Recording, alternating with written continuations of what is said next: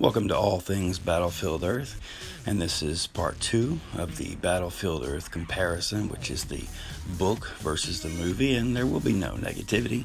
What we're looking at is what the movie got right, and then we're going to mention a few things that maybe the movie had to leave out for time situations versus, realistically, they took 500 pages and tried to get it into 120 page script, so that is always difficult.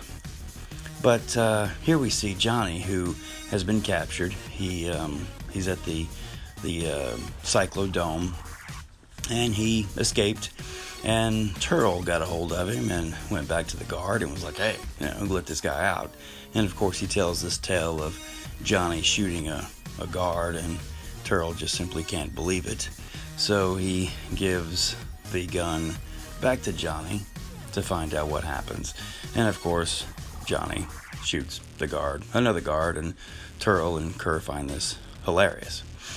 The book, however, I do want to mention this scene right here is actually, it's a cut scene.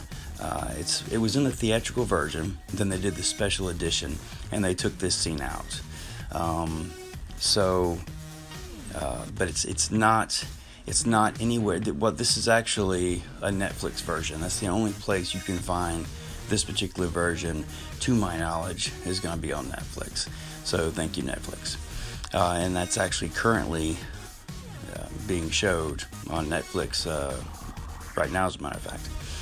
But what I want to point out is that Johnny in the book was by himself in the cage for a year, and then but he was there initially when he was caught for a few days, and Turl had no idea what a man animal ate or drank, so he let Johnny believe that he escaped, and he watched him for a couple of days to find out what he would eat.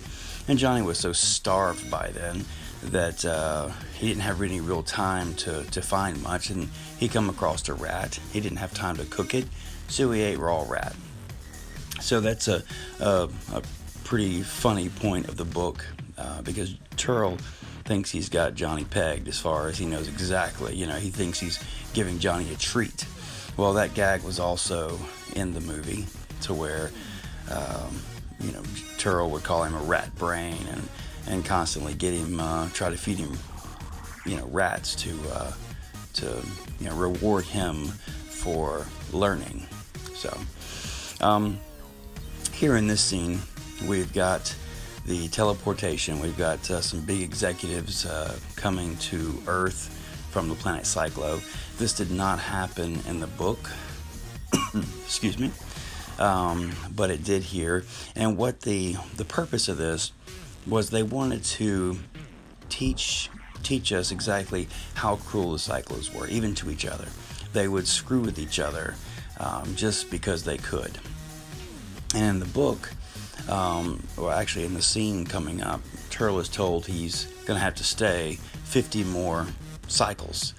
And in the book, it was actually Numph told him he had two cycles left, and Numph recommended him for 10 more cycles. So this was a real sore spot for Turl, because he wanted to get off the planet, and Numph was really screwing that up. So very consistent with the book. However, again, no executives come to Earth. Earth was no one liked that duty post, and no executives definitely were gonna come there. They basically communicated through mail, through the teleportation system. So as we see in this situation, Kerr is being punished because apparently he had something to do with an admiral's daughter, I believe, and so he's being made to stay on Earth another 50 years, or 50 cycles, whatever that is in Cyclo terms.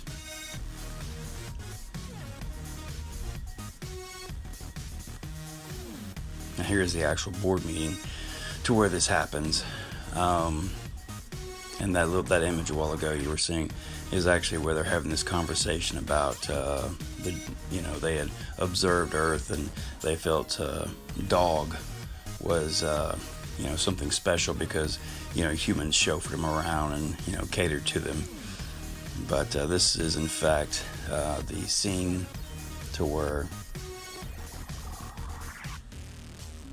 Turl finds out he's being done wrong, and they all laugh at him. They think it's funny that Turl is being done wrong. So in the book, Numph is bound and determined to get leverage on Numph because the bonuses have been cut in the book, and Turl just can't figure this out. Something is wrong, and he investigates and finds out that he's got a nephew, Nipe, in the home office, but he can't quite figure out exactly what that's about. So he stays up day and night trying to get something on Numph so he can turn the tables. And but of course it hasn't happened yet, and these guys are just laughing.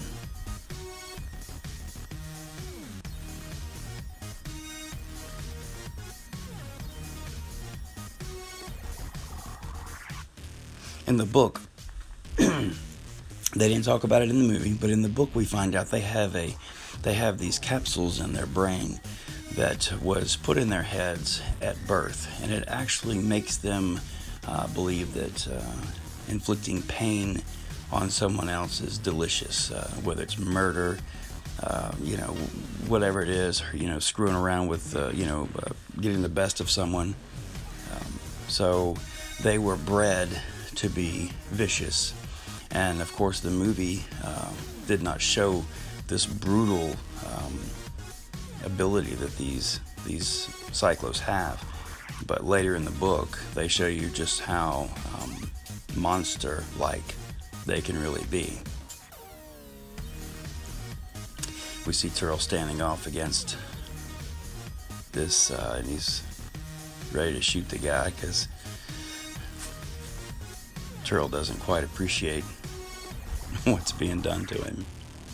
Here's the planet Cyclo, and in the movie, they go back to the planet. Of course, you get to see the expansive cities, this purple planet.